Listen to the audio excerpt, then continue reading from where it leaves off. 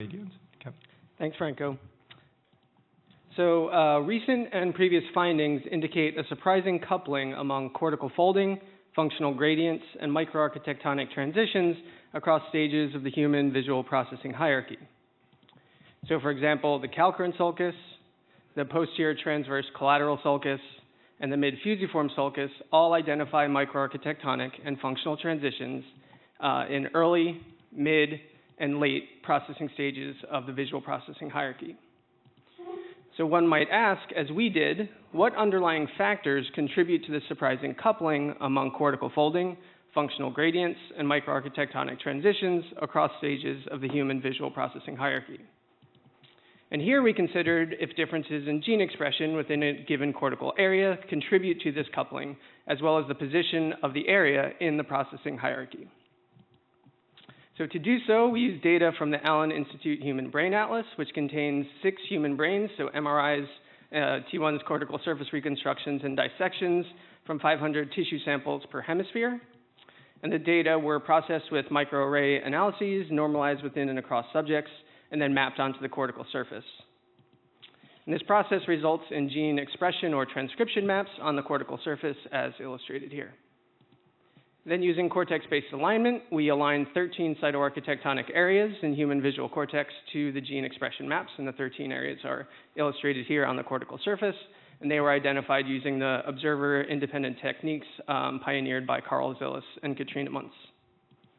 We then used a data-driven approach and clustering analyses to examine the relationship among areas based on gene expression levels. We first selected the top 1%, so 200 out of the 20,000 genes that were differentially expressed across the cortical sheet, as illustrated here. And we then clustered genes based on expression differences across cytoarchitectonic areas. And interestingly, the top 1% of genes cluster predominantly into 2 groups, illustrated in pink and green here. So this is a dendrogram plotted on a polar plot, and you can see at the highest level these 2 subclusters. And importantly, this binary split was unique to the top 200 genes, as the bottom 1% of genes revealed a much more homogeneous branching pattern across clusters, as illustrated on the right. And we next produced a raster plot of gene expression magnitude to examine the patterns driving that split between the 2 groups. And these 2 groups of genes cluster into 2 gradients, one that ascends and one that descends from posterior to anterior portions of occipital temporal cortex. So in this raster plot, each column is a different gene, each row is a different area, and then anterior areas are located at the top of the matrix, and then posterior areas are in the bottom of the matrix. And we can also then average the expression pattern within each area to summarize this effect. So as illustrated on the top with the descending gradient genes, and then the bottom with the ascending gradient genes, I'm showing normalized expression value as a function of area. So what you should see on the top is that you have higher expression levels in HOC1 and 2 in early visual areas versus those later visual cytoarchitectonic areas such as FG3 and FG4. And then in the ascending gradient, you should see the opposite, lower values in HOC1, HOC2 in earlier areas, and then higher values in FG3 and FG4 in later areas. We then submitted the expression patterns of those top 200 genes, averaged across all tissue samples within a cytoarchitectonic area from those 13 areas to a clustering algorithm. And these 2 opposed gene gradients generate a novel transcriptomic hierarchy of human visual cortex. So here I'm showing you Euclidean distance as a function of area. And at its highest level, you can see a cluster of early, so HOC1, 2, and 3, that separates from mid and late visual areas. So you see the HOC4 areas that are next, and then the FG areas, or the 4 areas in the fusiform gyrus. And importantly, this is a rooted leaf dendrogram, which means that the x-axis cannot be rotated, and the ordering of the areas reflects how different the gene expression level is from primary visual cortex. So the ordering on that axis is meaningful, and it's meaningful that the early areas cluster from the mid and late areas. And aside from generating a transcriptomic hierarchy, we wanted to further explore the cortical mechanisms influenced by these opposing gradients, as well as the developmental and evolutionary origins of these gradients. So to do so, we leveraged 3 additional data sets. The Human Connectome Project, which contains 1,096 subjects with T1 and T2 anatomical scans to examine the relationship between these ascending and descending gradients, relative to cortical thickness, and the ratio of T1 to T2 scans, which is a measure of tissue contrast enhancement that's a proxy for myelination. We also use the BrainSpan Atlas, which contains gene expression data taken from cortical structures spanning 13 stages of human development across 8 to 16 brain structures. And the sampling here was sparser, so we didn't cover all of those 13 areas. We only had coverage in V1 and what they refer to as ventral lateral temporal cortex, which is synonymous with our 4 fusiform gyrus areas. Then finally, we use the NIH Blueprint Atlas, which contains gene expression data from 10 cortical areas in 4 adult rhesus macaques. And again, the sampling was sparser in this data set, so we only have samples in V1 and then the last processing stage in TE. And this approach revealed 4 main findings. So first, consistent with the ascending gene gradient, cortical thickness increased from posterior to anterior occipital temporal cortex. So here I'm plotting cortical thickness as a function of area, and you should see that HOC1 and 2 are the thinnest, FG3 and FG4 are the thickest, and the ascending gradient is highly correlated with cortical thickness with an R value of 0.83. And second, consistent with the descending gene gradient, the T1, T2 ratio decreased from posterior to anterior occipital temporal cortex. So we can add that in there in green, and you should see the opposite effect, where you have higher T1, T2 content in HOC1 and 2, and then the lowest in FG3 and FG4, in which the descending gene gradient is highly correlated with myelination with an R value of 0.88. Third, the 2 gene gradients emerge along different developmental trajectories. So I can plot the gene expression magnitude as a function of time across the lifespan, with the earliest ages on the left and the latest ages on the right.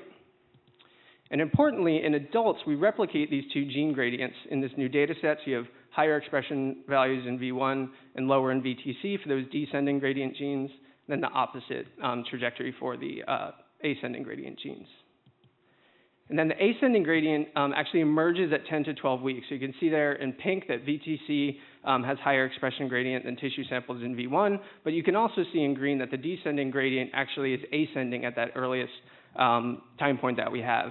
And it actually doesn't emerge until 19 to 24 weeks, where you can see them start to diverge, and then they really get their characteristic crossover pattern that you see in adulthood around 6 to 18 months, and then really at 19 months to 5 years. So they have different developmental trajectories or emerge at different time points in gestation, and then really get their adult-like appearance at after birth.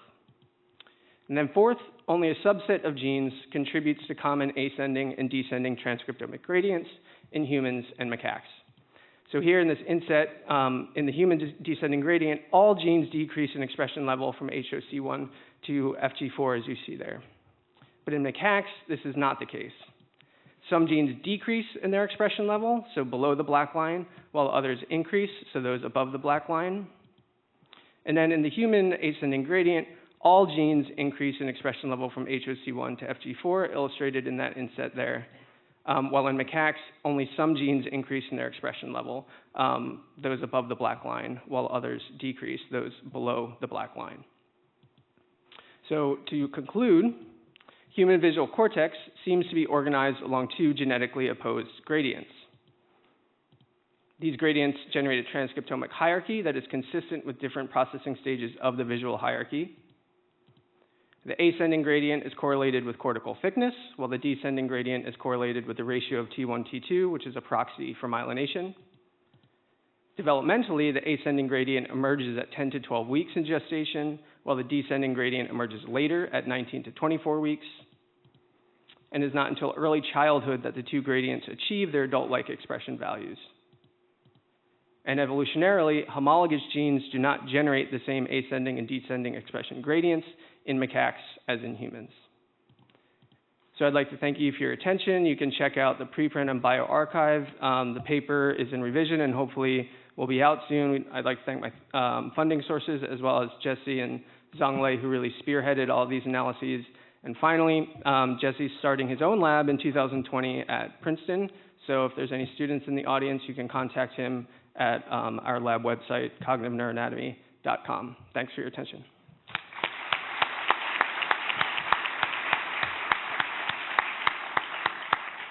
We have time for questions. Please join the microphones on the side of the road. Hi. Hey.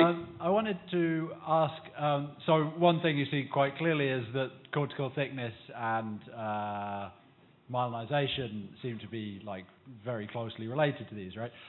Can you give us some feeling for what genes they are and what proteins they code for? Do they code for myelin and things? Yes, we did an enrichment analysis, and it did come out that the genes associated with the myelination gradient, that descending gradient, were related to myelination processes, and then also the genes associated with the cortical thickness gradient, likewise, also through the enrichment analyses, were associated with thickness, or what's been documented with cortical thickness. Thanks. And related question. So the cortical thickness and myelination go inversely. How do you relate that to the function of these areas?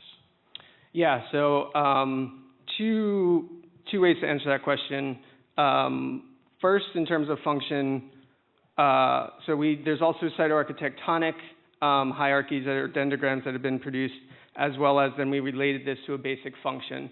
So there are differences between the cytoarchitectonic dendrograms as well as the transcriptomic dendrograms. So one in particular, you can see HOC5 lumps with fusiform regions, while it lumps down here with HOC4 based off of cytoarchitectonics. So we proposed, based off of function that actually related to the previous session, one function that may be related to genes is a foundational function of receptive fields and population receptive fields. So when you plot PRF size as a function of eccentricity, you can see that HMT plus in gray lumps with P-fuse and M-fuse that are located in the fusiform cytoarchitectonic regions. Relatedly to myelination and thickness in terms of function, Yakov, Lev, and Lacours in 1967 published these are a widely cited developmental postmortem paper in which they had myelination stains in embryos. And one of the stains there, and one of the points they were making, is that the periphery at 6 months after birth is more myelinated than the fovea. And so the protracted development of myelination is linked to, say, visual acuity in the fovea. And so also what we're following up now is actually looking at, so we have the most samples in V1, we have 60 samples, and we're going to relate that to eccentricity bands relative to myelination and cortical thickness to see if all of these converge.